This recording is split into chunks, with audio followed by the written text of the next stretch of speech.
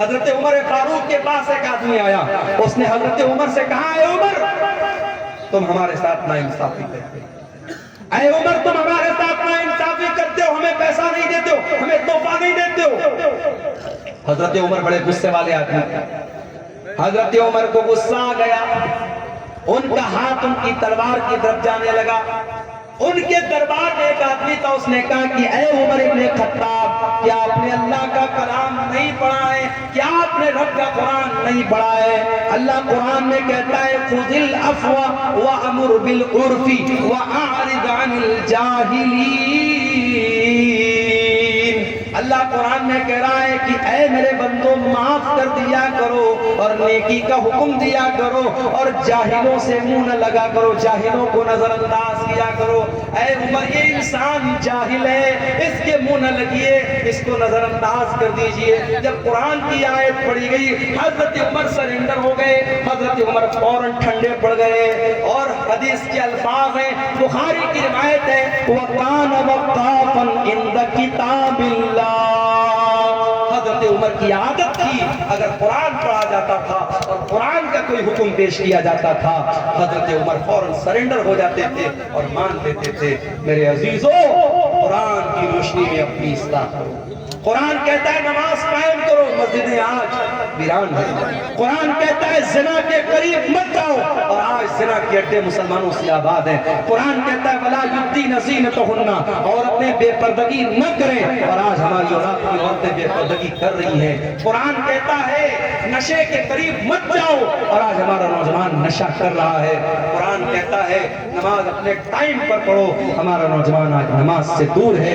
قرآن کہتا ہے لوگوں سے بہترین اخلاق سے پیش آؤ، ہمارا نوجوان آج جو ہے وہ اخلاق کے معاملے میں بھی بڑا کمزور ہے۔ میرے پیارے ساتھیوں قرآن پر آج عمل کرنے کی ضرورت ہے۔ اور اللہ قرآن میں جب قرآن کی فضیلت بیان کرتا ہے تو ساتھ میں یہ بھی کہتا ہے کہ یہ قرآن لیدبروا آیاتہ، قرآن تدبر کرنے کے لیے، قرآن غور کرنے کے لیے ہے۔ میرے عزیزوں ڈیلی آدھا گھنٹہ صحیح، ایک گھنٹہ صحیح قرآن پڑھنے کے لیے ٹائم نکالو۔ آج بنگلہ بھاشا میں قرآن کا انواد موجود ہے، اردو زبان میں قرآن کا ترجمہ موجود ہے، انگلش میں قرآن کا ٹرانسلیشن موجود ہے۔ جو زبان آپ کو آتی ہے، جو بھاشا آپ کو آتی ہے، اس بھاشا میں قرآن کو لے کر کے بیٹھ جاؤ۔ آدھا گھنٹہ، میں زیادہ نہیں بولتا، آدھا گھنٹہ ڈیلی آپ قرآن کو دینا شروع کر دو۔ میں نہیں کہتا کہ موبائل کو آپ جو ٹائم دیتے وہ آپ قرآن کو دے دو، وہ دے دو گے تو زندگی سنور جائے گی، لیکن کم سے کم منیمم آپ آدھا گھنٹہ قرآن کو ٹائم دو۔ میرے بھائیوں آپ غور کریں گے زندگی میں برکتوں کو، آپ غور کریں گے، محسوس کریں گے زندگی میں برکتوں کو۔ آج افسوس کی بات یہ ہے کہ ہمارے پاس قرآن پڑھنے کے لیے ٹائم نہیں ہے۔ دنیا جہان کی کتابوں کو ہم پڑھتے ہیں لیکن قرآن کو نہیں پڑھتے ہیں۔ میرے بھائیوں بزنس آپ کرتے ہیں، کاروبار آپ کرتے ہیں، کاروبار میں پروفٹ بھی ہوتا ہے، لاس بھی ہوتا ہے، فائدہ بھی ہوتا ہے، نقصان بھی ہوتا ہے، مگر قرآن کی تلاوت ایک ایسی تجارت ہے، ایک ایسا بزنس ہے جس میں کبھی گھاٹا ہونے والا نہیں ہے۔ اللہ قرآن میں فرماتا ہے ان الذین یتلون کتاب اللہ، جو لوگ قرآن کی تلاوت کرتے ہیں، واقاموا الصلاۃ، نماز قائم کرتے ہیں، وانفقوا مما رزقناہم سرا وعلانیۃ، اور جو روزی ہم نے دی ہے اس میں سے خرچ کرتے ہیں، کھل کر کے بھی خرچ کرتے ہیں اور چھپ کر کے بھی خرچ کرتے ہیں۔ اللہ فرماتا ہے یرجون تجارت لن تبور، قرآن پڑھنے والا ایسا بزنس کر رہا ہے، ایسا بیاپار کر رہا ہے اس میں کبھی گھاٹا ہونے والا نہیں ہے۔ میرے پیارے ساتھیوں آج کی پوری تقریر اسی قرآن کی فضیلت اور قرآن کی خصوصیات پر ہوئی ہے۔ یہ پوری تقریر سننے کے بعد بھی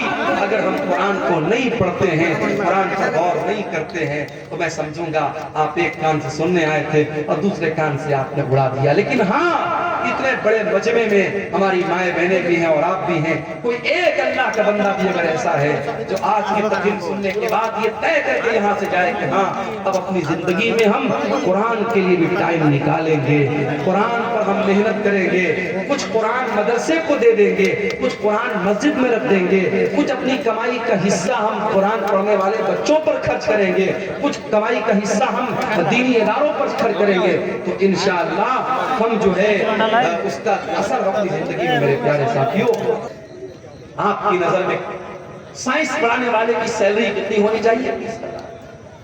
آپ کی نظر میں گणت پڑھانے والے ٹیچر کی سیلری کتنی ہونی چاہیے؟ 15,000. اور قرآن پڑھانے والے ٹیچر کی 10,000, 8,000, 6,000. ابھی بنگال میں ہمارا ایک دوست رہتا ہے, ایک مدرسے میں پڑھاتا ہے. بنگال میں ممتا بنرجی جو ہے وہاں امام کو بھی کچھ سیلری دیتی ہے, بیچارہ اپنے محلے کی مسجد میں امامت بھی کراتا ہے, مدرسے میں بھی پڑھاتا ہے. پرائیویٹ مدرسے کے جو ناظم ہوتے ہیں, جو کمیٹی ہوتی ہے, جو سیکریٹری ہوتی ہے, وہ اپنے آپ کو مودی اور یوگی سے بھی بڑا ڈکٹیٹر سمجھتے ہیں. اس مدرسے کی کمیٹی کے لوگوں نے کیا کہا کہ مولوی صاحب آپ ہمارے مدرسے میں پڑھا رہے ہیں تو 24 گھنٹے آپ کو ڈیوٹی کرنا پڑے گا. کیا مطلب؟ کہا 2 بجے تک آپ کو بچوں کو پڑھانا ہے, پھر شام کو ہاسٹل کی نگرانی بھی آپ کو کرنا ہے, رات بھی یہی گزارنا ہے, ہم آپ کو 12,000 سیلری دیتے ہیں, آپ سے سارا کام ہے. ہمارے دوست نے کہا کہ بھائی مجھے بخش دو, میں امام بھی ہوں اپنے محلے کی مسجد کا, میں ڈیلی آتا جاتا ہوں, میرا خیال کرو, میں رمضان میں اتنی محنت سے چندہ لاتا ہوں, میرا خیال کرو. کہا نہیں, کوئی خیال نہیں آتا. ڈکٹیٹرشپ چل رہی ہے مدرسوں کی مینجمنٹ کے اندر, اور ان پرائیویٹ پڑھانے والے غریب اساتذہ اور معلمین پر بڑا ظلم بھی ہوتا ہے. اللہ کے واسطے ایسا نہ کرو, کسی کی مجبوری کا فائدہ نہ اٹھاؤ, کسی کو حد سے زیادہ دکھ نہ دو.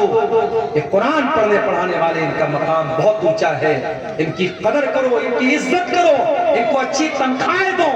اور میں نے ایک بات اور کہی تھی, آپ کے اسی سیمانچل کے علاقے میں پروگرام ہوا تھا, میں نے کہا تھا کہ آج مسجدوں کے امام کی رہنے کی جگہ نہیں. ہمارے اسحاق بھائی آئے ہیں, کھیڑیا ہاٹ میں ان کا مسجد کے امام ہیں, ان کے کمرے میں میں جاتا ہوں, چھوٹا سا کمرہ ہے, شادی ہو چکی ہے, فیملی کو لے کر ہی رہتے. کتنی مسجدیں ہیں کہ امام کو رہنے کے لیے جو کمرہ ملتا ہے وہ کمرہ اتنا چھوٹا ہوتا ہے کہ امام صاحب بیچارے پورا پیر پھیلا دے تو کمرہ پورا فل ہو جائے. امام صاحب کے بیوی بچے کہاں رہیں گے؟ نہیں صاحب, امام صاحب بیچارے اللہ کے نیک بندے ہیں, ان کے بیوی بچے آرام سے اپنے گھر میں رہیں. آپ پسند کریں گے کہ آپ زندہ ہیں اور آپ کے بچے یتیم ہو جائیں, آپ زندہ ہیں اور آپ کی بیوی بیوہ ہو جائیں؟ اور مجھے کہنے دیجئے کہ آج بہت سارے مدرسوں سے جو کانڈ ہوتے ہیں, جو واقعات ہوتے ہیں بدفعلی کے اور حرام کاموں کے, اس کی بہت بڑی وجہ یہ ہے کہ آج بہت سارے مدرسوں کے ٹیچروں کو فیملی سے دور رکھا جاتا ہے. میرا بس چلے تو ہر مدرسے میں یہ قانون لگا دوں کہ جتنے بھی ٹیچر رہیں گے فیملی کے ساتھ رہیں گے, بیوی بچوں کے ساتھ رہیں گے, ان کے بیوی بچوں کے ساتھ ان کا انتظام کیا جائے, ورنہ ان مدرسوں کو بند کر دیا جائے. 6 مہینہ انسان شادی شدہ ہے, بیوی بچے والا ہے, بیوی سے دور رہے گا. شیطان طرح طرح کے خیالات ڈال سکتا ہے, شیطان غلط راستے پر ڈال سکتا ہے. میرے پیارے ساتھیوں, یہ صحابہ کا دور نہیں ہے, یہ صحابہ کا زمانہ نہیں ہے, یہ تابعین کا زمانہ نہیں ہے. اپنی مسجدوں کے امام کو اگر گندگی سے بچانا چاہتے ہو, اپنے مدرسے کے ٹیچروں کو غلط کام سے بچانا چاہتے ہو, تو ان کو فیملی کوارٹر کا بھی انتظام کرو. آج اگر آپ کی کمائی اپنے لیے ہے, اگر آپ اپنے گھر کے لیے, اپنے بچوں کے لیے بہترین گھر بناتے ہو, تو مدرسے میں پڑھنے والے, پڑھانے والے ان ٹیچروں کے لیے بھی آپ کو فیملی کوارٹر کا انتظام کرنا چاہیے. آج افسوس ہوتا ہے مجھے, میرے اتنے بڑے بڑے جلسے ہوتے ہیں سیمانچل, اتنے بڑے بڑے ٹینٹ لگائے جاتے ہیں, دور دور تک لاؤڈ اسپیکر کی آواز جا رہی ہے, لائٹنگ کی گئی ہے, کئی لاکھ روپے ایک جلسے پر خرچ ہوتے ہیں, اور علاقہ اتنا کمزور ہوتا ہے کہ راستے میں چل کے آؤ تو راستہ پورا خراب ہے, کہیں چلنے کے لائق نہیں ہے. اس کے باوجود اتنے خرچے کر کے مدرسے کا جلسہ ہوتا ہے, لیکن جب آخر میں حساب ہوتا ہے, مولوی صاحب چندہ بہت کم ہوا ہے. یہ رونا عام طور سے رویا جاتا ہے. ایسا کیوں ہو رہا ہے میرے بھائیوں؟ اس پر ہمیں اور آپ کو غور کرنے کی ضرورت ہے. اگر ان جلسوں کے چندے سے مدرسے نہیں چل پا رہے ہیں تو پھر کوئی دوسرا سسٹم نکالو. آپ جلسہ مت کراؤ.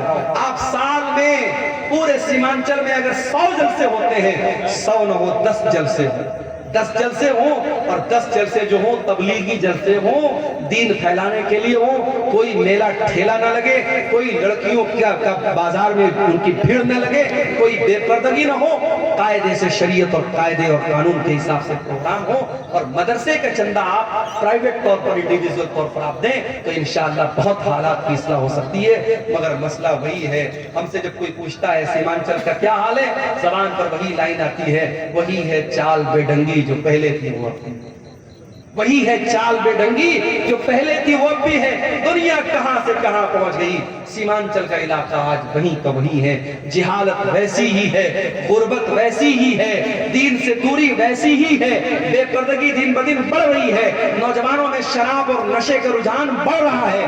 میرے پیارے ساتھیوں، آؤ قرآن پر میں نے پوری تقریر قرآن پر کی ہے۔ ایک بڑی خاص بات اور آخری بات بیان کر کے بات ختم کروں گا کہ قرآن پر عمل بھی ہمیں اور آپ، صرف قرآن کو پڑھنا کمال نہیں ہے، قرآن کو سننا کمال نہیں ہے، قرآن پر عمل بھی ہمیں اور آپ کو کرنا ہے۔ محسوس کریں گے جاتے جاتے ہمارے جو یوٹیوبر بھائی ہیں ان کو 2 پیغام دے کے بات ختم کرتا ہوں۔ دیکھو بھائیو، مجھے آپ سے کوئی بیر نہیں ہے، میں ہر بار جب میں دورے پر آتا ہوں مجھ سے لوگ کہتے ہیں شیخ صاحب یوٹیوب والوں کا کیا ہو، لیکن جب میرے پاس وہ میسج آتا ہے مولوی صاحب آپ کی تقریر پر لڑکی کی تصویر بنی ہے، آپ کی تقریر پر مودی جی کی تصویر بنی ہے، آپ کی تقریر پر بھڑکاؤ جو ہے ٹائٹل دیا گیا ہے، بہت تکلیف ہے۔ مقصد کیا ہے؟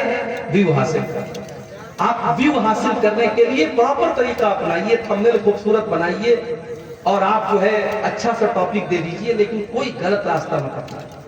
کچھ چینل والے سدھرے ہیں مگر چونکہ یہاں سینکڑوں کی تعداد میں ہے، میں کس کس کو پہچانوں گا؟ میرے پاس کوئی آئی ڈی کارڈ تو نہیں کہ میں پہچانوں کہ کون سا کیمرہ کس چینل والے۔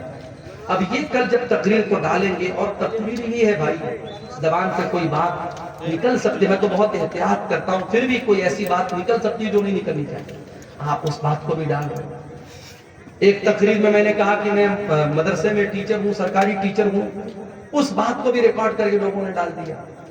آپ اتنی کامن سینس تو ہونی چاہیے، سمجھداری تو ہونی چاہیے کہ ہمیں کیا ڈالنا ہے کیا نہیں ڈالنا۔ ایک بات تو میں یہ کہوں گا کہ آپ اللہ کے واسطے جب آپ یوٹیوب پر تقریر کو اپلوڈ کریں تو آپ الٹی سیدھی بات کریں۔ مولانا صاحب نے لڑکی کا واقعہ بیان کیا، میاں بیوی کا واقعہ، میاں بیوی یعنی بالی ووڈ کی کسی فلم کا سین اٹھا کے ڈال دیا تھمبنیل میں، مولانا صاحب نے میاں بیوی کے بارے میں کیا بیان کیا۔ مجھے گالیاں سننے کو پڑتی ہیں، کمنٹ میں لکھا رہتا ہے کہ عبدالغفار صاحب یہ کیا کریں، ان کو کیا پتا ان کا چینل ہے کس کا چینل ہے۔ اس لیے میرے بھائی آپ اللہ کے واسطے آپ ایسا کام نہ کیجئے، تھمبنیل گڑبڑ مت کریں۔